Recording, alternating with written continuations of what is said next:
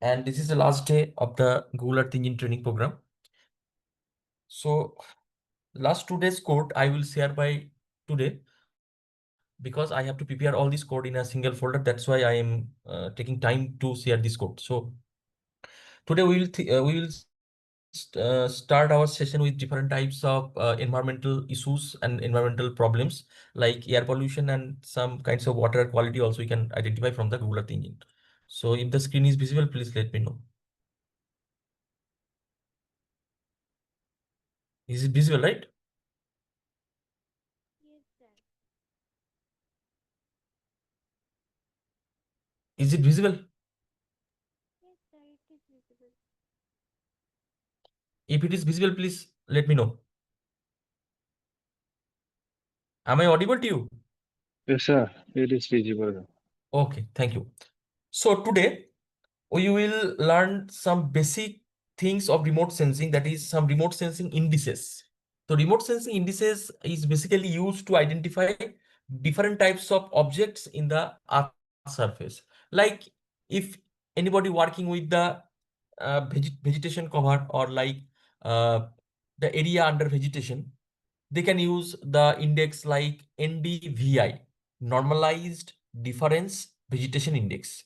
And if anybody are interested to extract only the water bodies or to identify the water bodies from the remote sensing data, they can use NDWI, normalized difference water index. And if anybody want to find out like the turbidity index, they can also use the NDTI, normalized difference, yes, turbidity index. So in this way, if you want to interested to identify the built up index, or the if you want to interested in the urbanization in a particular area, and if you want to show the temporal changes of urbanization in an area, then they can use the NDBI, normalized differences built up index. So these kinds of indices are oftenly used to identify different types of feature extraction from the remote sensing data. So today we will learn how to extract these kinds of objects from the satellite image using the Google Earth Engine. So first we identify the NDVI, normalized differences vegetation index.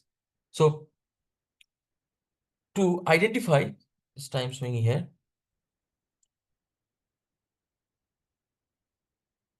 To identify the NDVI, we basically used two bands of satellite. One is red and another is NIR. Near infrared and red band is basically used to identify the vegetation from the remote sensing data. If you interested in NDWI, then band red band, I think it is band shortwave infrared SWIR band, and the I have to see this NDWI it is NIR. SWIR and NIR band is required to identify. SWIR and NIR is required to identify the NDWI. So in this way, if you want to identify the built up, then also NDBI also identified from this NIR and SWIR band. So how we can make these types of indices in GEE? So we can, let's see here.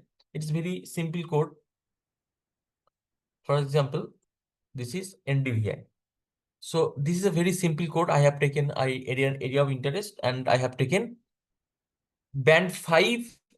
So first you have taken the Landsat images, satellite images. Landsat 8 images has been taken from taken here to identify the NDVI. So if we go to the Landsat 8 band information,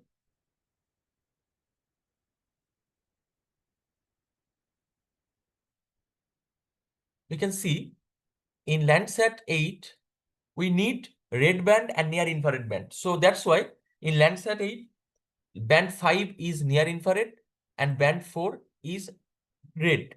Band 5 is near infrared and band 4 is red. So if you want to see, you can see it from the USGS website, which band indicate which kinds of reflection, that band 5 indicating the near infrared and band 4 indicating the red band.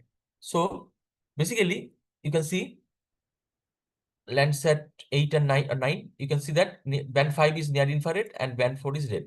So the basic formula of NDVI is near infrared minus red divided by near infrared plus red. So you can see this formula, variable NDVI, near infrared minus red, subtract means red, divided by near infrared plus red. So add means plus. So here we use the code instead of symbol, subtract as minus and add as plus, and divide, right, divide as the divide symbol.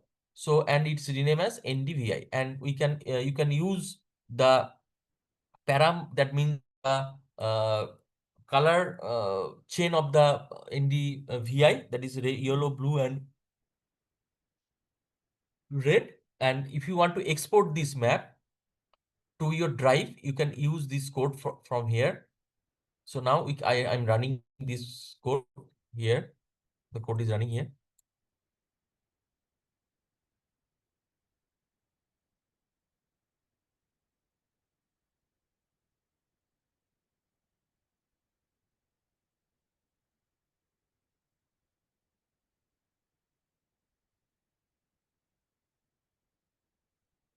So you can see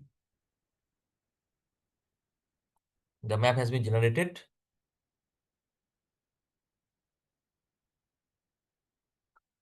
with the help of this formula. So if you want to change the color, you can change the color from this NDVI image.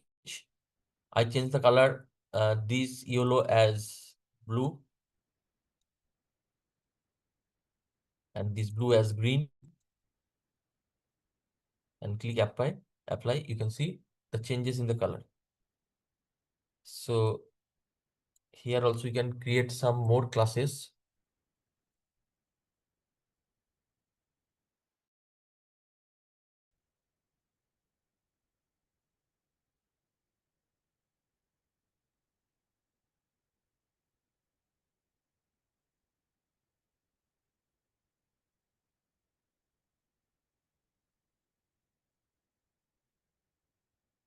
Okay, so this red is also converted to blue. Now click on apply, and you can see the result, that blue color indicating the water bodies and the green color indicating the agricultural land or the different types of vegetation. So this study basically helps to identify, or helps to differentiate the water bodies and the vegetation. So what is the value range of the NDVI? The value range of NDVI, NDWI and NDBI is -1 to +1. So where the minus value indicating the water bodies types of feature and plus value indicating the vegetation types of feature. So if the uh, value is towards the positive one, that means it is very dense vegetation. But if it is towards the 0 or negative, it means it going to decrease the vegetation density, as well as it converted to other feature like the built up area, like water bodies, etc. So if you want to see what is the value of the water body, you just click on inspector tool and click on, suppose this is an water body, this is called a dam.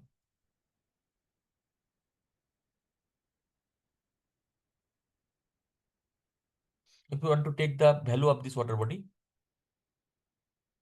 you can see the negative value has been shown here, because water body always in NDVI shows the negative value. But if you want to put the value over this region, you can see the positive value 0.3. 0.3 means that kinds of scattered vegetation, or like the semi-arid vegetation is present over here. So if the area is known to you, then you can make a very clear classification of the vegetation from the NDVI indices. Okay, so this is the NDVI indices. You can get it from the code, and I will share the code in a single folder, but still I'm sharing it to your chat box so that you can do it with me. So I'm sharing it here.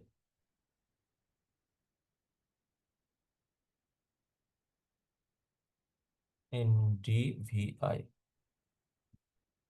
The code is like this. So you can try it with you, because but you have to change your area, because I am not giving to this particular AOI or this area of interest because it is your own area. That's why you have to choose from this asset from this save file. So this is the process through which you can get the NDVI data. And if you want to download this map, you can see the task is now in uh, orange color. So if you click on this task, you can see the NDVI is here. NDVI, two NDVI is here because I am exporting NDVI as NDVI and exporting the second one as NDVI Birbhum. So whatever NDVI you want to take, just click on this run and NDVI Birbhum, take this name and you can see the data has been saved in your Google Drive. So just click on run. If you click on run, then what you can see it is running. So after running of this program, it has been completed. So to show this NDVI in GIS, I am opening the ArcGIS software. If you want to open in this ArcGIS software, so I am opening software. But if you want to open in the QGIS, you can also open in the QGIS. So I just want to show how it can be open in GIS software. Just take a glimpse of this opening of the Google Earth Engine map to the ArcGIS software. I think all of you are well-known ArcGIS software. Just wait a minute for this. Okay. So next thing we learned that NDWI. So next code will be NDWI.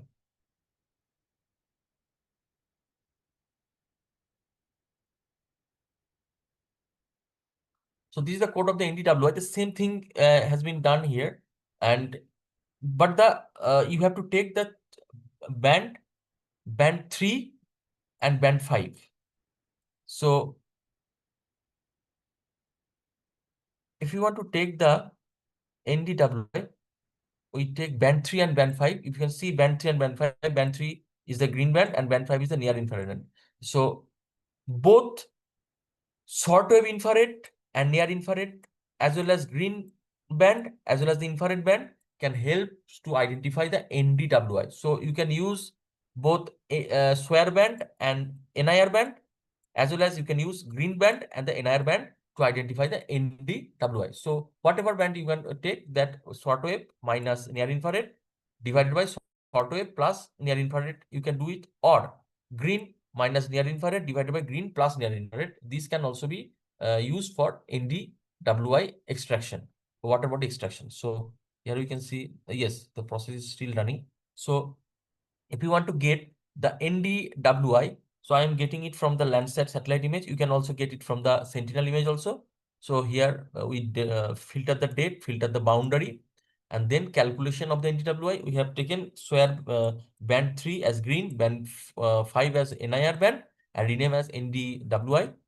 And now it is the visualization process that I'm showing you, that different types of palette here you can use through code.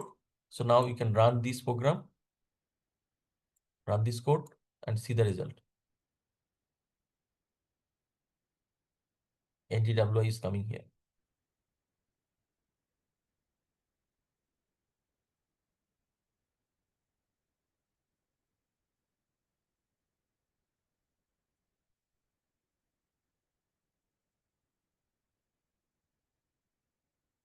Wait for the moment for this result. So I can make changes in the color as well as the stretch.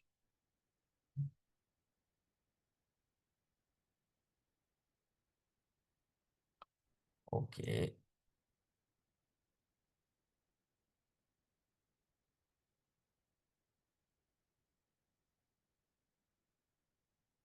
So you can see this is the NDWI result. And you can see that small water bodies also have been extracted from this particular formula.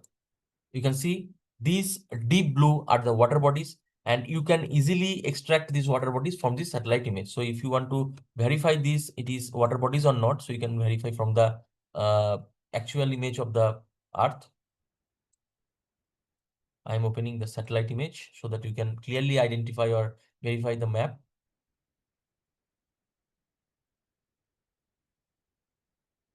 The satellite image is coming.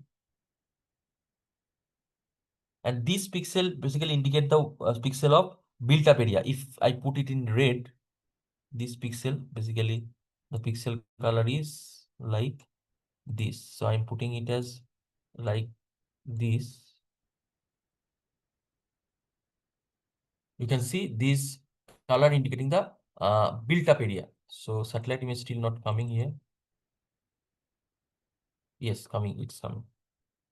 So you can see if you switch off this NDWI, you can see these water bodies are really indicating the tank or pond in the uh, settlement area. So, and the this light red color indicating the settlement. So in this way, you can differentiate between the water body as well as the built up area also. And you can see this color beside the river is equivalent to the built up area, but this is not all the built up area. This is the actually the sandbar that is present over the river. So now your question will be how the color of the sandbar and the built up area is same, because the building is also built up by the sands, and sand is also a individual component. So the reflection from the sands as well and as well as the building is the same. So same spectral reflectance can be emitted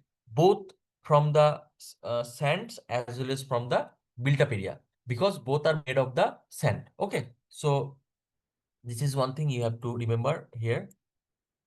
So uh, the NDVI, NDWI. If you want to extract the NDWI, you can use the export code to get this NDWI.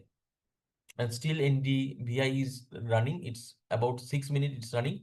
After getting all the information from the NDVI, it will be downloaded.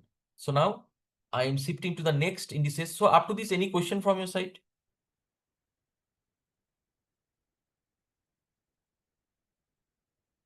No. Okay. So now I'm coming to the next part of the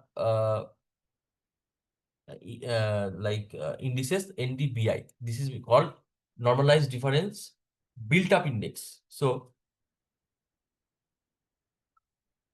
this has also been calculated from the Landsat 8 satellite image. So here I am using the band 6 and band 5. So band 6 basically the SWARE band, as I told you, SWARE band, and band 5 is NIR band. So NIR and SWARE, those bands will help us to identify or extract the built up area in a particular uh, area of the satellite image of an area. So when we use the NDBI, if you are working with the city area or municipal area or like the large type of city area, then you can use these types of indices. But if you are identify the whether the village is expanded or not, then you cannot use these types of indices because it is not high resolution image. So if you have the high resolution image, then you can apply in the rural area also. But this index basically apply till today in the urban expansion, urbanization of a region. Okay, is it clear to all? Is it clear now? Please respond if it is clear or not.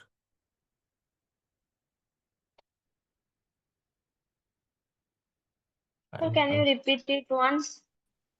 Which one? The last part, built up area. Okay, so NDVI is basically used to identify the built up index or the uh, presence of number of buildings in a region. As you are working with the Landsat satellite image, as it has 30-meter resolution, so it will only works in the urban area, large urban area like Calcutta, New Delhi, Mumbai. This urban area, you can apply NDBI for the identification of the urban sprawling, urbanization, expansion of the cities towards the other area or outgrowth of the cities, etc. But if you apply this index in the rural area, it will give very errorful result because it is not high resolution image.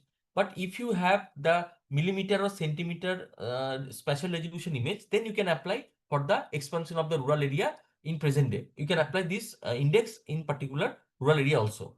But as we are using the Landsat image, we can basically use it for the urban area. Is it okay?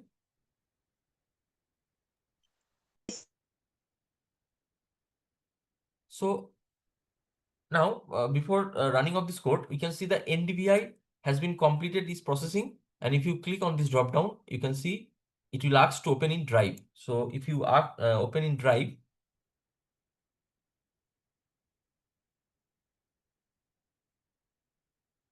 you can see the map has been downloaded. You can download it from here.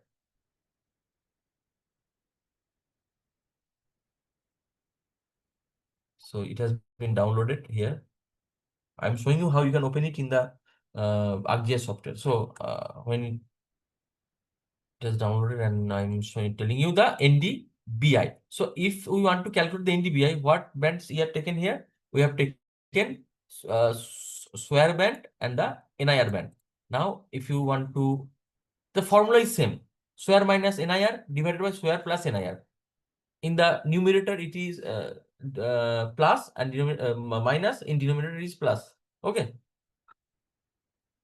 So now if you run this program, you can see the result.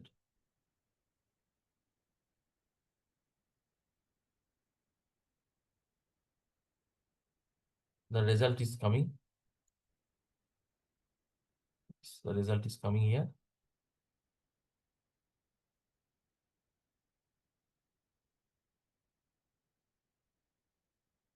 So palette is basically used here, black and white. That's why color is like this. So if I change this color as blue and red, and if I run it,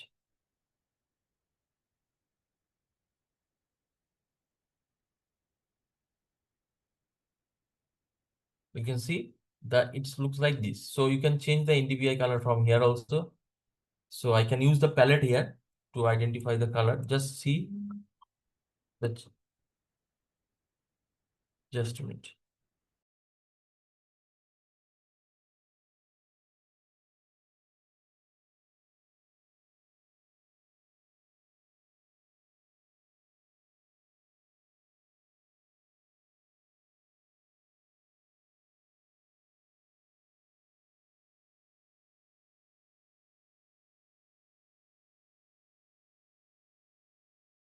So here I put 4 color and stretch 100% and apply. What happened, you can see. So it will not happen like this. So I am reducing the legend. Now you can see the changes, but you have to change the color like this.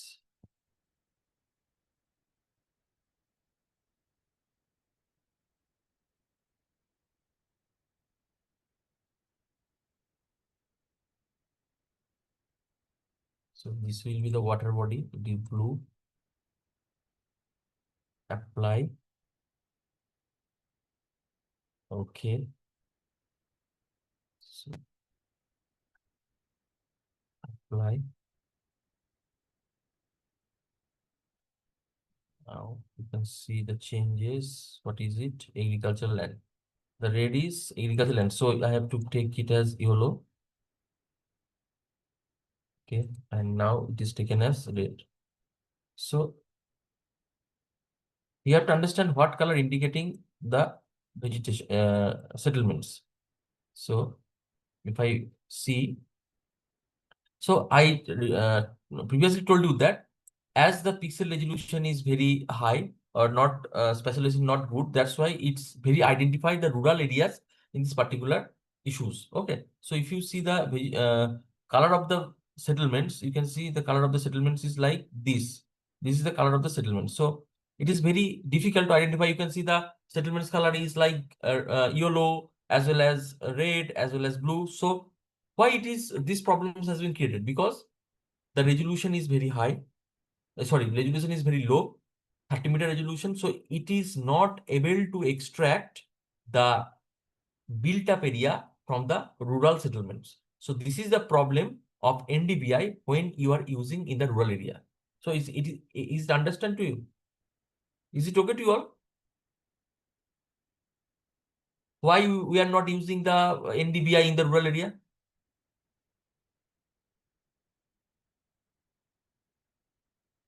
Any question from your side? Any question up to this?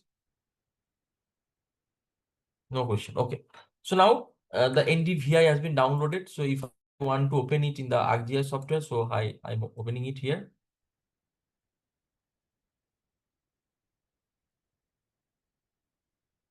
It is in download.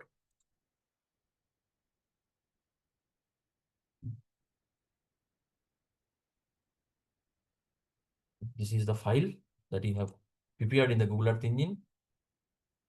So this is the NDVI map. So if I want to change the color of this map, I can change it from here.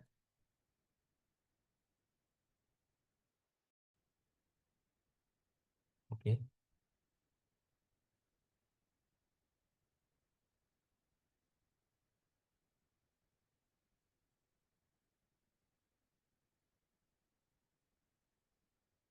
To classify it.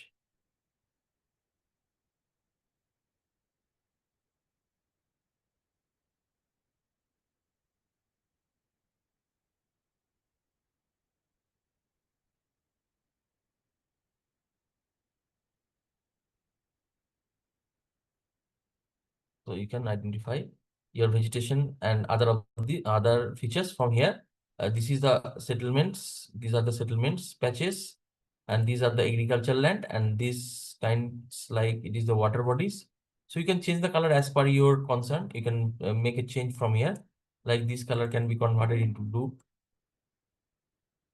So this will be the blue, water bodies will be the blue. And if you want to change the color of this, it is green. You can make the change color of the green. So in this way, you can try different colors until you get your.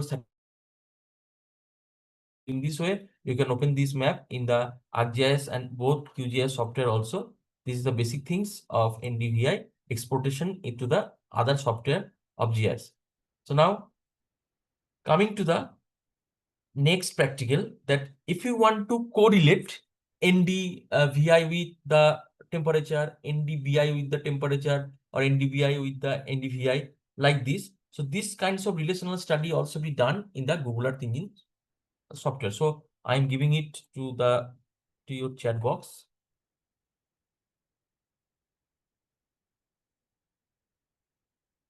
NDVI.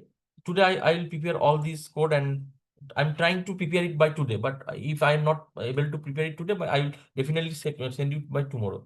NDVI code. This one is the NDVI code. Okay.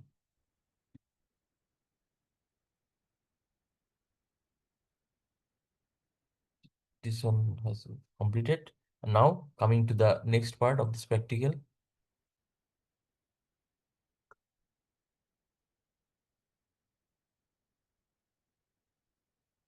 We want to get the relational analysis between land surface temperature and NDVI. Land surface temperature and NDVI relation code is here. If you click on this code, you can see I have used district level relationship between LST and the NDVI. So here I have taken Landsat image to identify the relation for the year 2023. And here first I have calculated the NDVI, as we already know how we calculate the NDVI. Band 5 and band 4 has been used to identify the NDVI, and there will be the formula to identify the NDVI. And then we have to create the land surface temperature map from the thermal band. So thermal band, yesterday I told you, in Landsat band, thermal band is band 10. If you want to see it, you can see it from here. Band 10 is the thermal band that will help us to identify the emissivity of temperature from the surface of the earth. So this has been multiplied by 0.03 to get the pixel temperature data, and then subtract it by 273.15 to convert it into the Celsius. So now if we want to simply analyze the relationship between the NDVI and LST, we simply make this code here, and we have to prepare a chart for the relationship, basically the relational correlational diagram or the scatter diagram here. So scatter chart has been prepared over here by using NDVI and LST data, and this will be created by pixel. Okay. So if I print the chart, you can see what is the result happening here.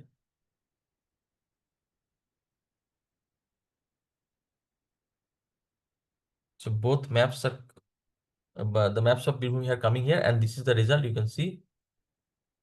So you can see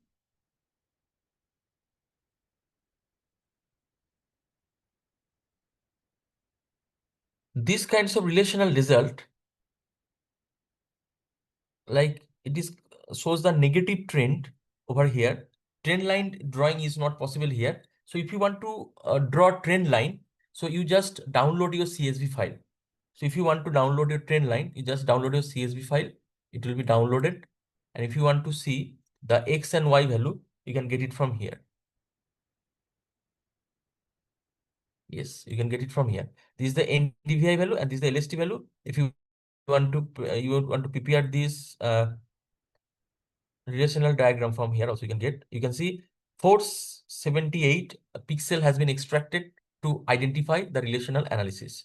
So if I draw, if I insert this diagram like charts, scatter diagram, and if I put a trend line,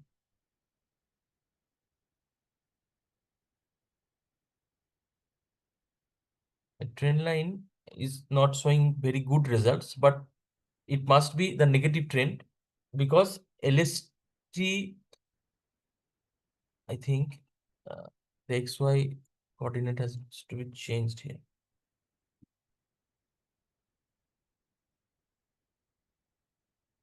Sorry. So the result is not very good because of some error in the image, but it shows a negative result because with the increasing of the NDVI, LST has been decreased. These are the basic things. So now if I want to make the relationship between NDVI and LST, we can see the result. The same things we do that first you calculate the LST, then you calculate the NDVI, then you relate the NDVI with LST with the simple code, that is this code is basically used to get the relationship between NDVI and the LST. And if you run the code,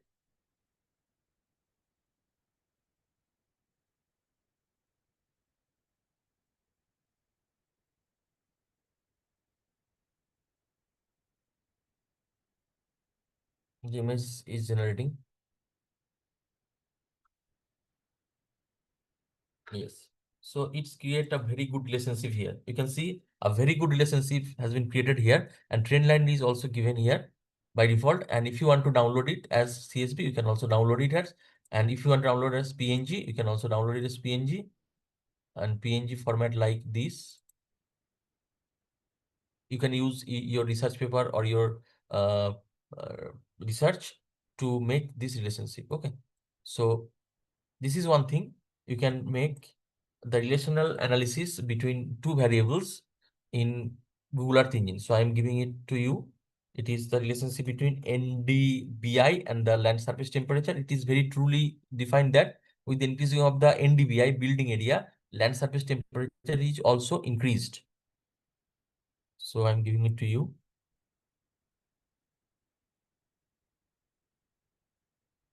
NDVI and LST relation.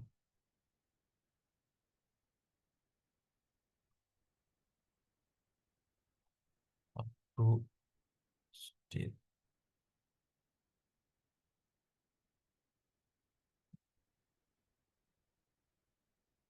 All the code I will provide you.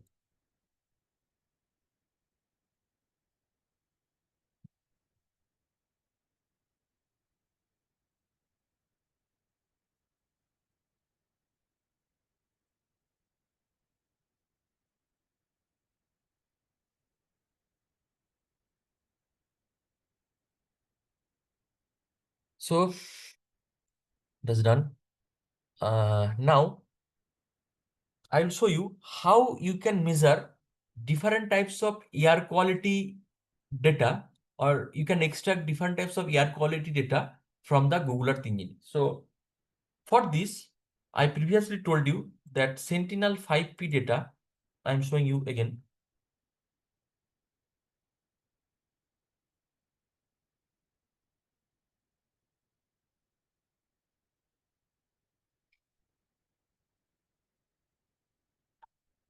If you go to the Sentinel 5P data, you can see Sentinel 5P basically collect the data for air quality, including concentration of ozone, because it will not give, it will gives the columnar concentration of the data like ozone, methane, formaldehyde, aerosols, carbon monoxide, nitrogen dioxide, and sulfur dioxide. So the basic air quality data that has emitted from the industries or data emitted from the traffic that has been recorded by the satellite sensors Sentinel 5P, and it has the resolution about 10 meter also. So it is a very high resolution image, but the PM data is not available from here. So to make the air quality index, you have to get the PM data to get the air quality. Otherwise, this data is very useful for your assessment of the air quality in a specific region. So I'm giving you the code. Was first I'm showing you.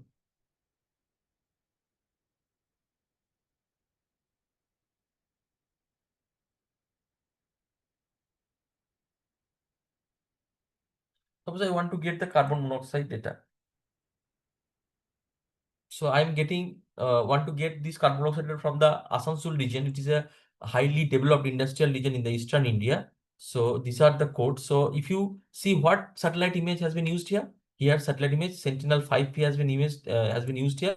Copernicus S5P has been used here. Just a minute.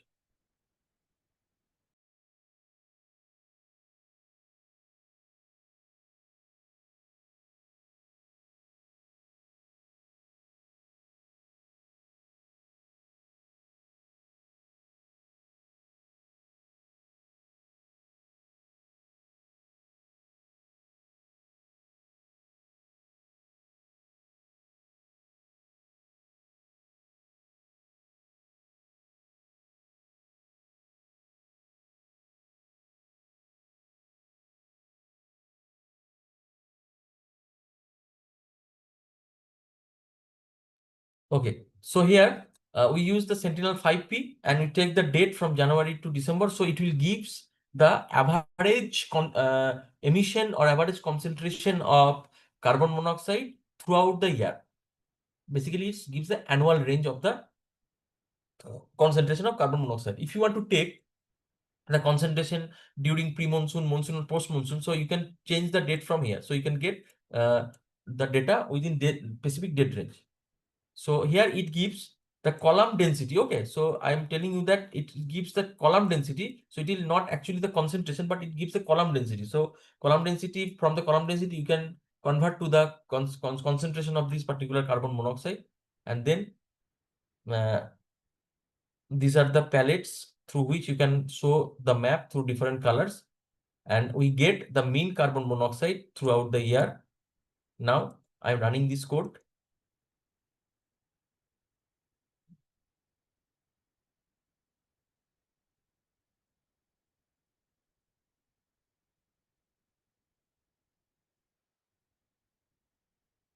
Wait for a while to visualization of the map.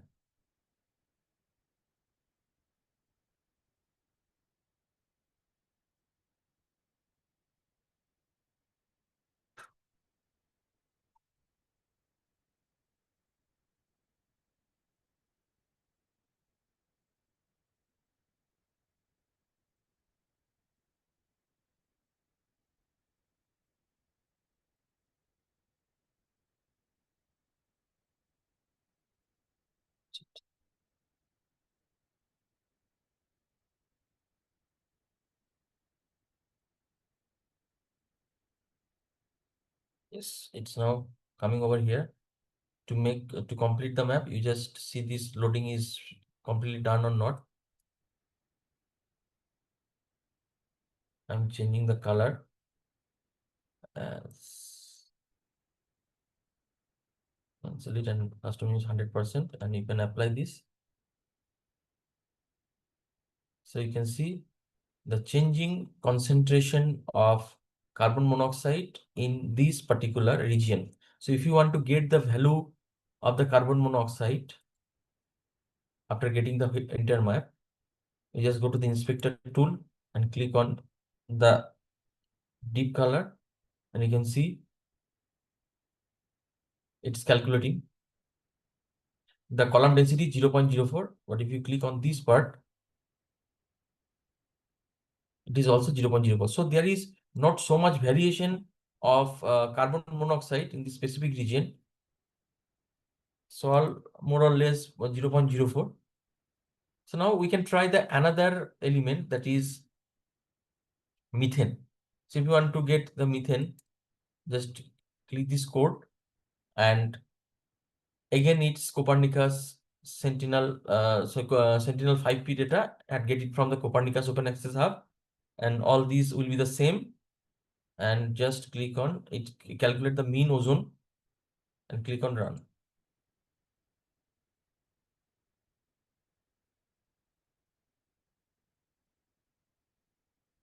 Okay, one of this code I am giving to you.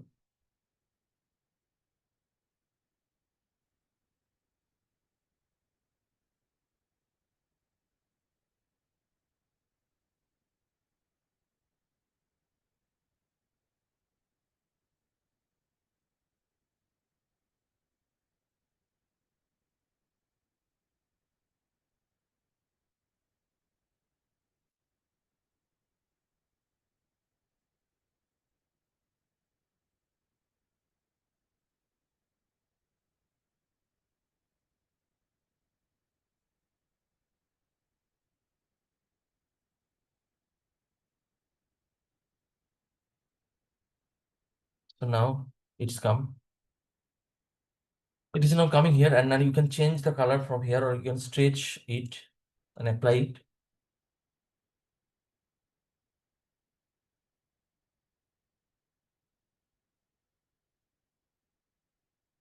You can reduce the legend. Click on apply and try it your own.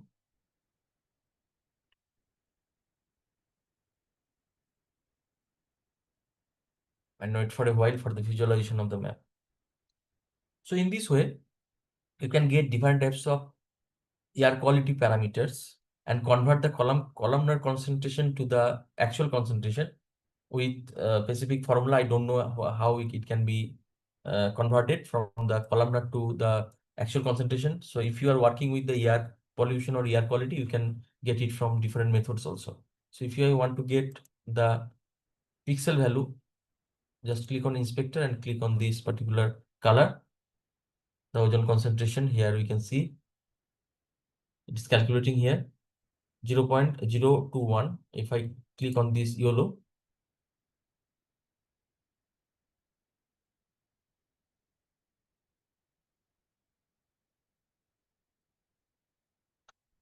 it's again calculating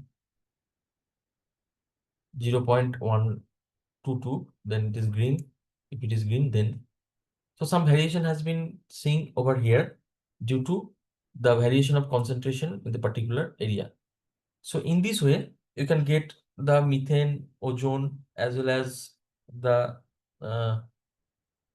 like formaldehyde. You can also get it from this code. So all codes I'm giving to you. You can try it in your own region and make your maps and make published on a good journal. So these are these air pollution or air quality related code. You can get it from here. Now, if you want to calculate the turbidity index. So what is turbidity? So turbidity is like the clarity of the water. So whether the water is suspended or it is clear, to identify the whether the water is affected by the algae or some suspended matters or some eutrophication. So you can get it from the turbidity index. So turbidity index basically used or basically extracted from the near infrared and the red band of the remote sensing of any satellite image. So if from where you can get it. So here we are trying to get the turbidity index from the Sentinel data. Okay, so here we can trying to find out the turbidity index from the Sentinel data. So here I am trying it.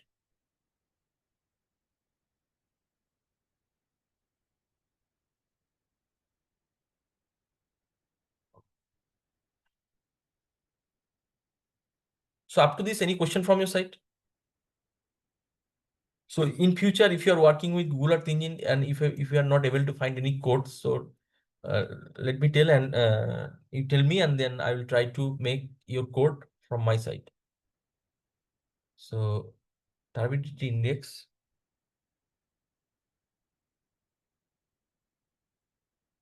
So basically, I have prepared a area of interest over the Sundarban because turbidity index will be visible in the Sundarban area as a large number of river has been flaxed over the Bay of Bengal.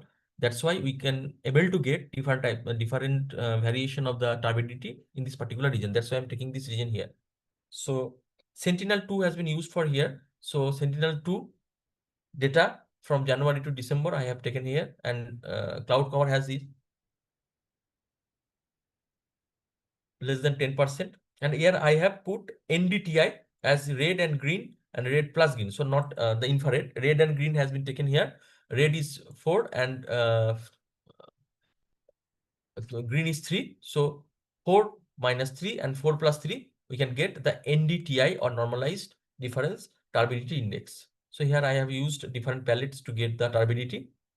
So also export the map for the further analysis in other software. So I just run this code here.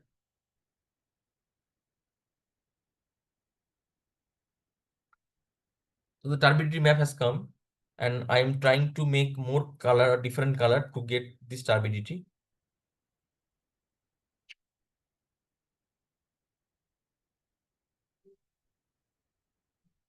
See here, you can change the color of this turbidity. Like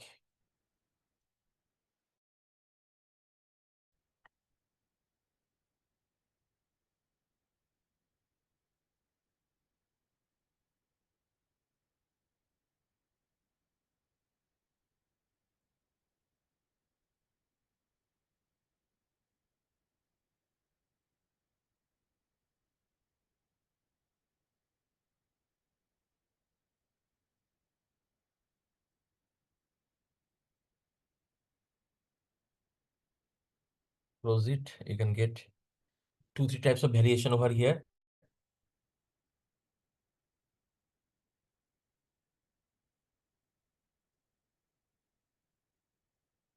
So you can see these are the suspended matter that is flow through this river. And if you want to get the value of this turbidity, you can get the value minus 1.33. And if you get this value, it is also minus. That means this value minus value indicating it is low turbid, and the positive value indicating the high turbid. So if I get the positive value here, so all are the negative value. So low turbidity has been found in this region, but if you find in this region, this is the positive value. You can see the positive value is here. So positive turbidity means the high turbidity or the high suspended particulate material is here. So the water is not clear over here. But if this is the clear water, then click over here. You can see, I think the negative value is here. Yes, this is a negative value in the clear water and the positive value in the suspended water. So this is a positive value, not high positive, but it is a kind of positive value. That means suspended particles is present over here. So in this way, we can get the turbidity over this region. So now the last thing today I will discuss about the inundation, flood inundation area identification through the Google Earth Engine platform. So if you are working with different hydrological situation, just a minute.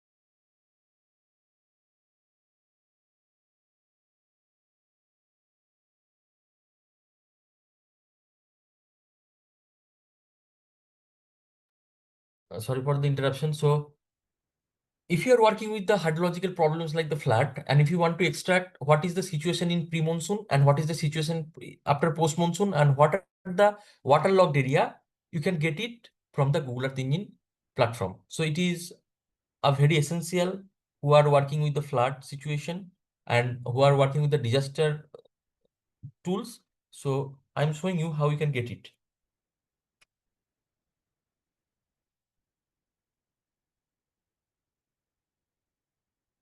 So here, to identify the flood, I have used the Prayagraj city in Allahabad to get the inundation area of this particular city, because all of you know the Prayagraj city is present between the Ganga and Yamuna. So between these two rivers, this area became more flooded during monsoon in every year. So I am taking the data of 2024. So I am changing the data as 2027.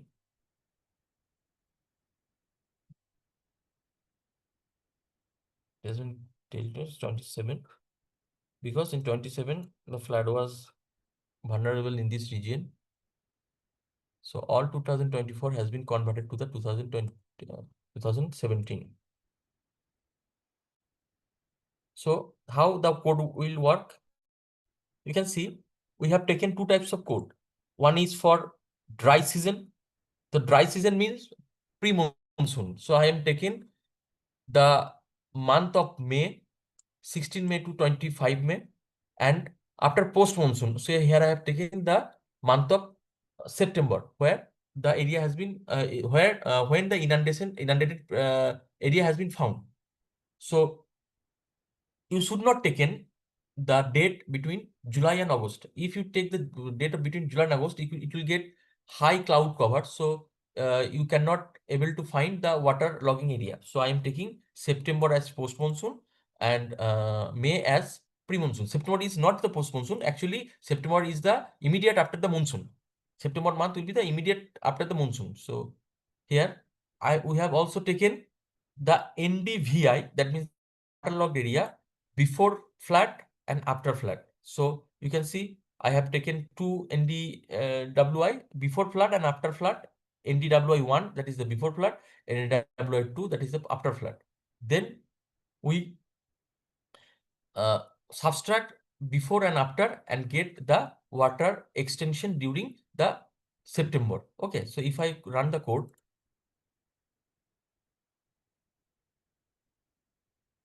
because so many layers has been generated over here.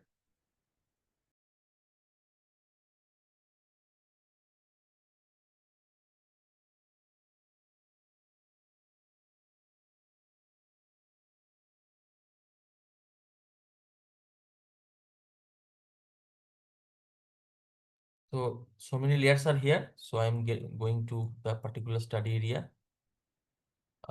Here the study area is present.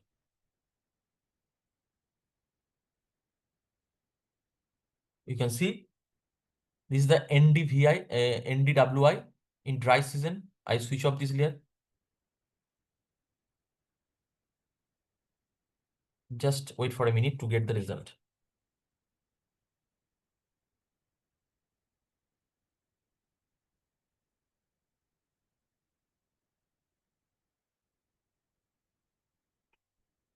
So this is the NDWI in wet season, and you see the water after. That means the water logging situation after the monsoon. So you can see during 2017, there was not so big flood. So the water logging situation has been happened within the river. But if you change the date from 2017 to 2016, like this, you can get the another result also. 16, and you get 16. 16, it is 16. It will be 16, and it will be 16. It will be 16. It will be 16, and click on run. Dry season has error has been. Oh, sorry. This month is not available because Sentinel image was not available in this period. Oh, yes, you can get the waterlogged situation during 2016. Yes, yes. The water has been getting over here. Water before is not calculating because at that time this sentinel image was not available. But after the flood, the sentinel image was available, and you can see the waterlogging situation after flood over the Prayagraj city. So this blue color will gives you the complete picture where the waterlog situation is happened. So in this area, there was waterlog during the flood during 2016. So in this way, you can get your waterlog data from this particular area, and you get the real picture of the flood after making this code. Okay.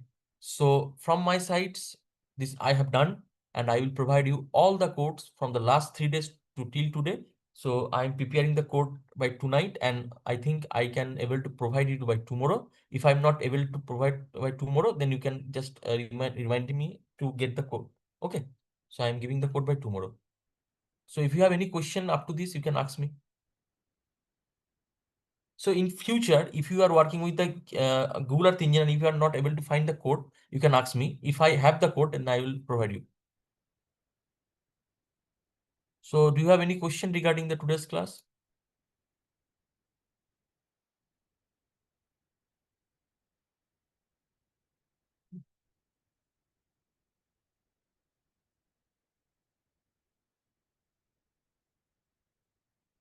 I think you must be some question about the class. Anybody? Any question from your side?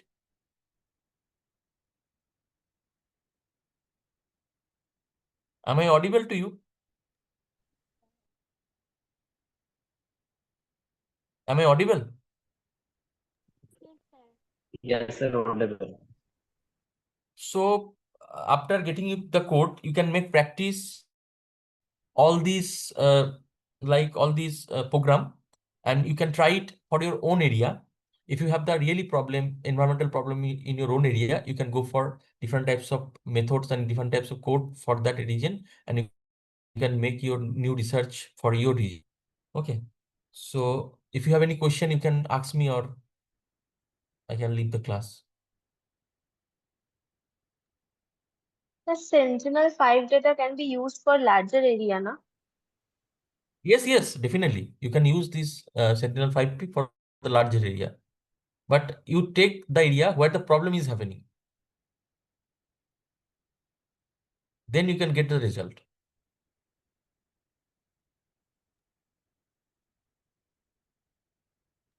I don't understand what, sir. You use these types of air quality index in that area where the problem is happening. For example, if it is industrial region or it is highly traffic polluted region, then you can use this Sentinel-5P, then you can get your result. But if you are using this particular Sentinel-5P in a rural area or in an area where there is no problem of the air quality, then you cannot get any result. Okay, sir. Thank you, sir.